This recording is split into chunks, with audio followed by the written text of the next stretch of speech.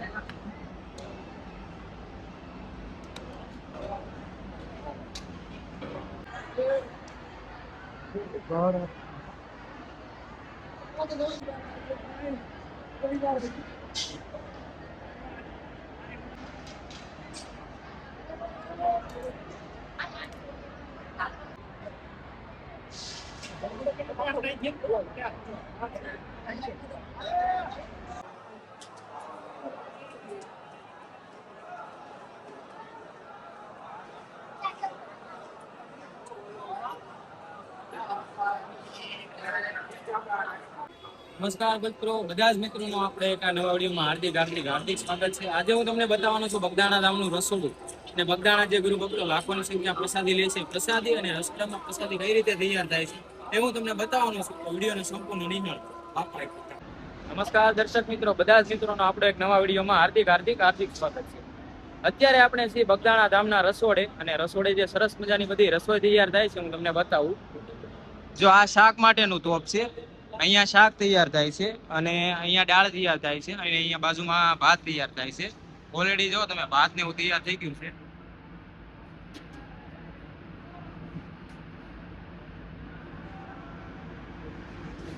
અને અહીંયા જે રસોઈ બનાવવાની છે રસોઈમાં કેટલું શાક છે ને તમને બતાવું.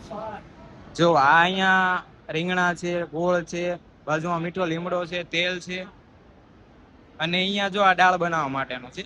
આ છે લીંબુનો રસ છે, આ ટમેટા છે, રીંગણા છે, અહીંયા ટીંડોરા છે, પેલા પણ બટેટા છે અને આ એક બગદાણા ધામમાં જે નવું આવ્યું છે જો આ, જેથી કરીને અહીંયા જે રસોઈ બનાવે છે, રસોઈ બનાવતા જે અહીંયા રસોઈ આવે છે એને દવાડો ન લાગે એ માટે આ નવી સુવિધા ચાલુ કરવામાં આવી છે બગદાણામાં.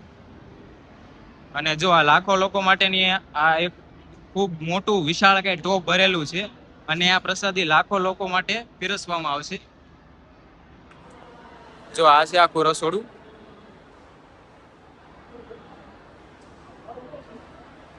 હવે આગળ તમને બીજું બતાવું, વિડીયોમાં તમે છેલ્લે કન્ટિન્યુ સુધી બન્યા. હવે અત્યારે જે અહીંયા કારીગરો હોય છે રોટલી બનાવે છે, રોટલી તમને બતાવું.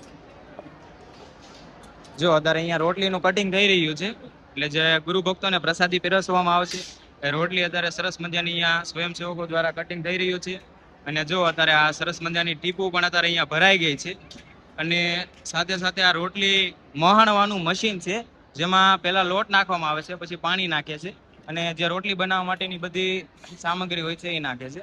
હવે રોટલી કઈ રીતે થાય છે એટલે કે જે બગદાણા વાળા બાપા બાવલિયાની રામ રોટી જે આજે આખા વિશ્વમાં વખણાય છે, કઈ રીતે તૈયાર થાય છે ને હું તમને બતાવું. જો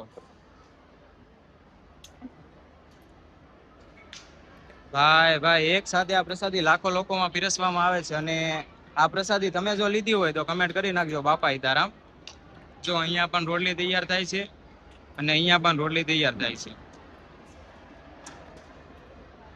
અને અહીંયા જે અત્યારે એક સાથે 300 ગામના મંડળો હોય છે સેવામાં આવે છે એ પણ હું તમને મંડળો બતાવું. બગદાણા ધામમાં જે બધી રસોઈ તૈયાર થાય છે એમાં કોઈ પણ લાકડું કે બળતણનો ઉપયોગ નથી કરવામાં આવતો, પરંતુ તમે જોવો અહીંયા જે લાકડાના ડંઠલા હોય છે એટલે કે કંપાસમાં જે વધે છે ડંઠલા એનો ઉપયોગ થાય છે અને કોઈ પણ લાકડા કે બળતણનો ઉપયોગ નથી થતો. અને બાપાના ધામમાં કોઈ પણ રસોઈ તૈયાર થાય ત્યારે કોઈ પણ ગેસ કે એવી વસ્તુનો ઉપયોગ નથી થતો, પરંતુ પ્યોર ચૂલે એટલે કે આપણે જે કાઠિયાવાડી ગામડાના હોય છે એની જેમ જ અહીંયા બધી રસોઈ તૈયાર થાય છે. અને હવે જે અહીંયા મંડળો આવે છે સેવા એ હું તમને બતાવું. જો અત્યારે અહીંયા મહિલા મંડળો દ્વારા જે રોટલી હોય છે એના ગોવણા વાળવામાં આવે છે, અને એ ગોવણા વળી જાય પછી એ રોટલીને અહીંયા મેકલવામાં આવે છે. હવે જે બજરંગદાસ બાપાની જે લાડવાનો પ્રસાદ હોય છે કઈ રીતે તૈયાર થાય છે ને હું તમને બતાવું.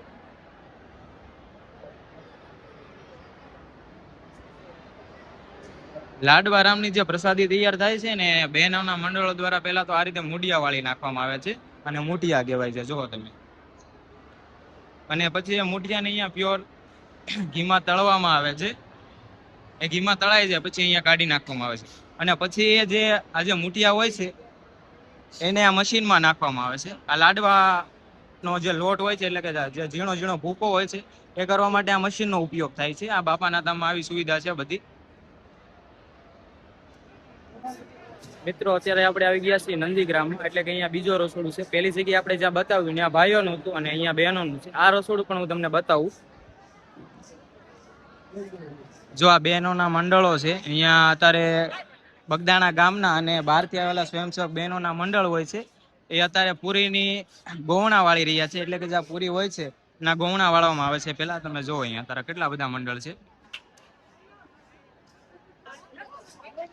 હવે જે આ પૂરી તળવામાં આવે છે એ કઈ રીતે તળાય છે ને હું તમને બતાવું. અહીંયા જો આ રીતે અહીંયા અત્યારે પૂરી તળવામાં આવે છે, અને પૂરી તળાઈ જાય પછી અહીંયા નાખવામાં આવે છે, અને એ પૂરીને પછી અહીંથી ભરવામાં આવે છે ડોલુમાં.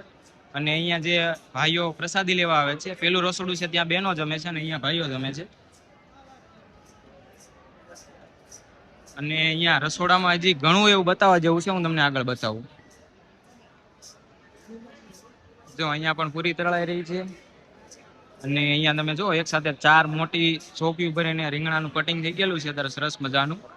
હવે અહીંયા બહેનોના જે સ્વયંસેવક મંડળો હોય છે એમને આપણે પૂછીએ કે તમે કેટલા વર્ષોથી સેવામાં આવો છો, અને સેવામાં આવો તો કેવો તમને મજા આવે છે, આનંદ આવે છે, પૂછીએ આપણે. શું નામ બેન તમારું? કયા ગામથી સેવામાં આવો છો?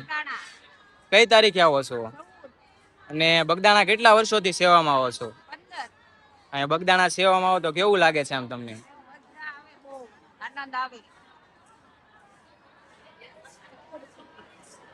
જો આ છે સ્વયંસેવક મંડળો બહેનોના. અત્યારે રોટલીના ગૌણા વાળી રહ્યા છે, અને પછી એ રોટલી તૈયાર થઈ જાય એટલે એને તળવામાં આવે છે.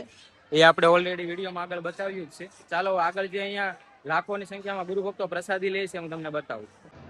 અત્યારે હવે જે ગુરુ ભક્તો પ્રસાદી લઈ છે હજારો લાખોની સંખ્યામાં, અને સાથે સાથે જે 300 ગામના સ્વયંસેવક મંડળો હોય છે એ કઈ રીતે પ્રસાદી પીરસે છે, અને ગુરુ ભક્તો સરસ મજાની જે પ્રસાદી લે છે.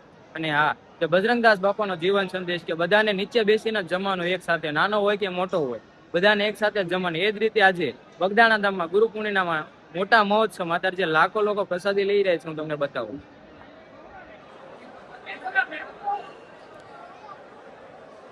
જો અત્યારે એક સાથે ગુરુ ભક્તો સરસ મજાની પૂજ્ય બજરંગદાસ બાપાની પ્રસાદી લઈ રહ્યા છે.